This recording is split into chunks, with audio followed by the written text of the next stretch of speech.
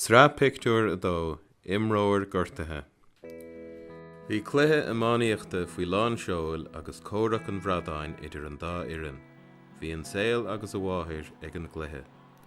Cúil agus trí chúlín ag scoil feadar, cúil agus cúlín amháin ag chláiste uire.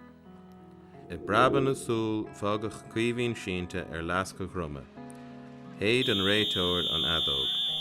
Tháinig na hifiigig a gharchaurach le sin tán.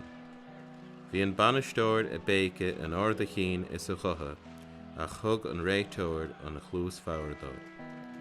Gan aithne gan úr laura a bhí cuimhín bocht faoin tráseo. Tógach é go dtí an seomra éigeandála agus timpiste luas lasrach. Bhí sé a tríochlóg agus an áit dubh le daine. Tháinig go bheabhair hiag cuimhín ach bhí pean uafásach ina chos, agus éiscíalathe ina bheathe.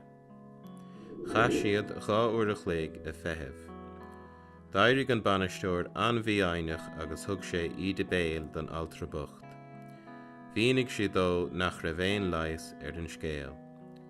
Faoi dhearra is faoi óig, rinneadh ex a chathú a chos agus cuireadh pláster Ina dhé sin tugadh isteach i seomra an duchtúire é.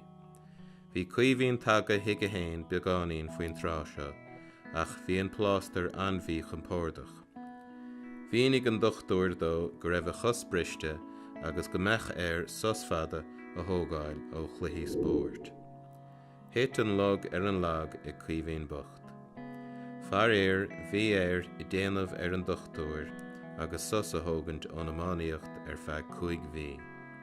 Bhí diamá an tíl Níor a bhísaige ó halamh an domhan céir a dhéanthach sé i rith ama sin.